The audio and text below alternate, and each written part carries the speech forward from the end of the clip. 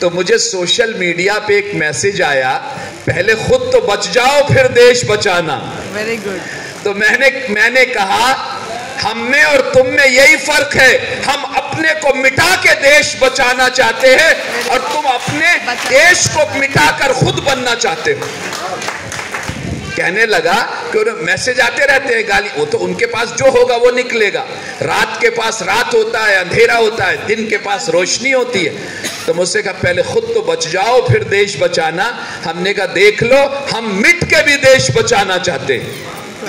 हम हर हाल में भारत की जड़ें मजबूत हो, और भारत की जड़ें मजबूत होंगी जब इसमें सबको जीने का बराबर हक होगा, सबको अपनी आइडेंटिटी के साथ रहने का हक होगा।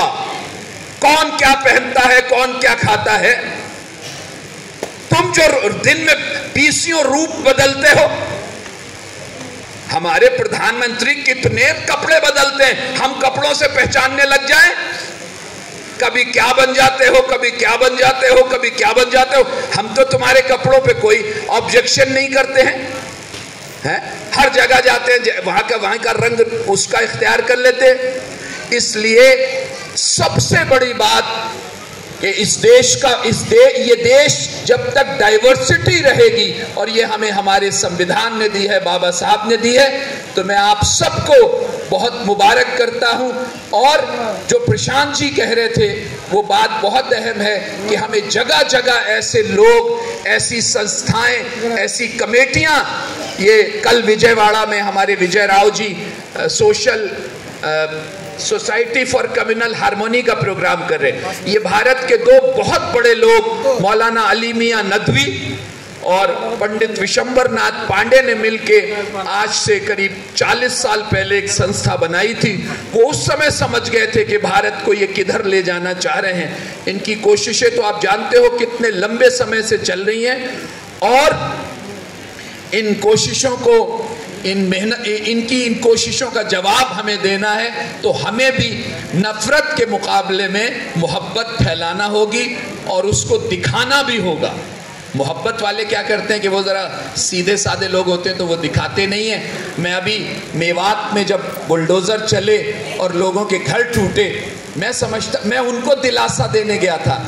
एक महिला थी, एक औरत थी, उसका घर तोड़ दिया गया, उसकी दुकानें गिरा दी गई, उसके दोनों बच्चे जेल में थे। तो मैंने कहा कि माफ़ करना, मैं 2 दिन बाद आया, मुझे पहले आना चाहिए था। तो उस औरत का आप जज्बा देखिए।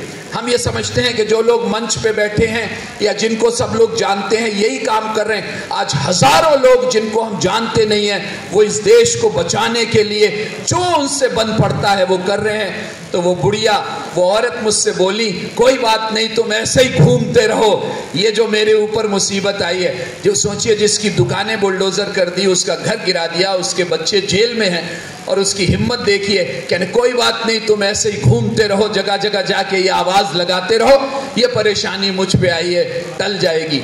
इसलिए सबसे बड़ा काम जो है वो डरना, बिल्कुल डरना नहीं। जो डर गया वो मर गया।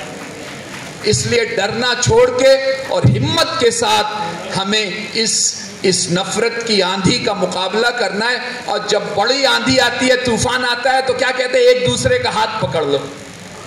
बहुत तेज जब हवाएं चलती हैं तो कहते हैं चैन बना लो, चैन, एक दूसरा बच जाएगा। तो इस वक्त इस नफरत की आंधी का मुकाबला हमें कोई धर्म की बुनियाद पे या कोई ऐसी बुनियाद जो हमें बांटती है उसको मिट्टी में मिलाना है, उसको पीछे डालना है और हिम्मत के साथ खड़े होना है, ताकि भारत का संविधान बचे, भारत की साझी विरासत बचे, और हिंदुस्तान का जो बात हिंदुस्तान की दुनिया में थी वो फिर से इसका वही परचम दुनिया में लहराए। आज छोटे से छोटा देश, मालदीव जैसा देश जिसकी आबादी चंद लाख है, मुझे लगता है मालदीव की आबादी कुरनूल की आबादी के बराबर होगी, वो भी भारत को आंखें दिखा रहा है, और वो भी भारत की बात मानने को तो क्या, भारत को कह रहा है कि तुम ले जाओ अपना वापस जो कुछ तुमने यहाँ किया है। छोटे से छोटा देश और ये झूठ फैला रहे कि ये हो रहा है वो हो रहा है, तो वो भारत की शान बान बाकी रहे, उसके लिए हम सबको मिल के कोशिश करनी है और इस नफरत का मुकाबला करना है। और चुनाव के वक्त जो इन सब लोगों ने बताया है, मैं सुन रहा था, मैं बीच बीच में समझ रहा था कि ये क्या कह रहे, उसमें हमें एक साथ मिल के इनका मुकाबला करना है ताकि इनको चुनावी हार मिले और इनका शासन खत्म हो।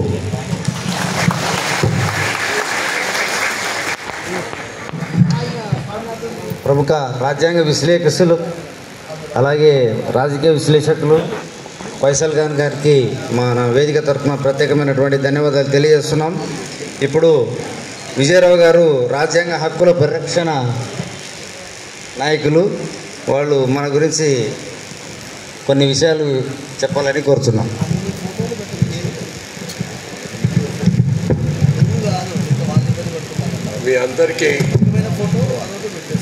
మీ అందరికీ నా ధన్యవాదాలు। ఇన్ని గంటలు విన్నారు।